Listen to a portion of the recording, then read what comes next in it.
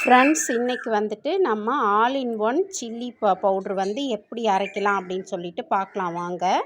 என்னென்ன போடலான்னு நான் வந்து சொல்கிறேன் உங்களுக்கு. ஒரு 1/2 கிலோ தனியாவும் ஒரு 400 கிராம் நீட்டு மிளகாவும் காஞ்ச மிளகா வந்து எடுத்து நம்ம ஒரு 4 மணி நேரம் 5 மணி நேரம் வெயிலில் காய வச்சு எடுத்து வச்சுக்கணும். இது வந்துட்டு 50 கிராம் துவரம்பருப்பு எடுத்திருக்கேன். ஒரு கைப்பிடி காஞ்ச கருவேப்பிலை எடுத்திருக்கேன். ஒரு 50 கிராம் விரலி மஞ்சள் எடுத்திருக்கேன். நம்ம வந்து ஆல்ரெடி மிளகாத்தூள் தான் இல்லையா, அதனால் மிளகு வந்து 20 கிராம் தான் எடுத்திருக்கேன்.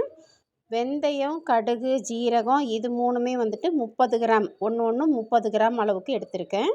மிளகு மட்டும்தான் 20 கிராம் அளவுக்கு.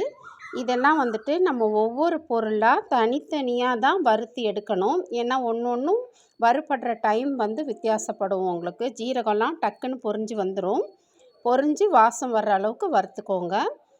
பருப்பு மட்டும் உங்களுக்கு நல்லா கலர் நிறம் மாறுற மாதிரி வறுத்து எடுத்துக்கோங்க. கோல்டன் ப்ரௌன் கலர் வர மாதிரி வறுத்து எடுத்துக்கோங்க.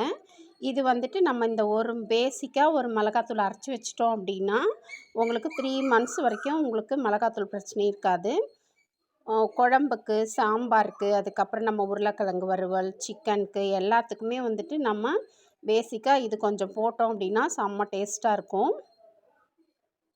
இப்போ வந்துட்டு அந்த உடைச்ச மஞ்சளை கூட நம்ம வந்து லைட்டாக சூடு பண்ணி எடுத்துக்கலாம்.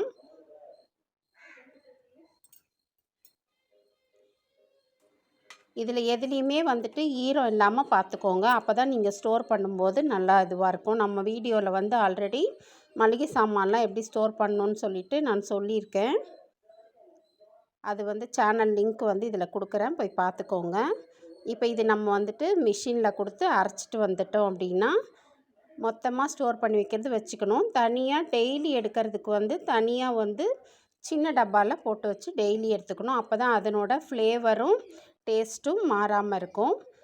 இது வந்துட்டு நீங்கள் உங்கள் ஃப்ரெண்ட்ஸ்க்கெல்லாம் சொல்லுங்கள். நீங்களும் செய்து பார்த்துட்டு வியூவர்ஸ், மறக்காமல் நம்ம சேனலை சப்ஸ்கிரைப் பண்ணுங்கள், பெல் பட்டனை கிளிக் பண்ணுங்கள், லைக் பண்ணுங்கள், கமெண்ட் பண்ணுங்கள், ஷேர் பண்ணுங்கள்.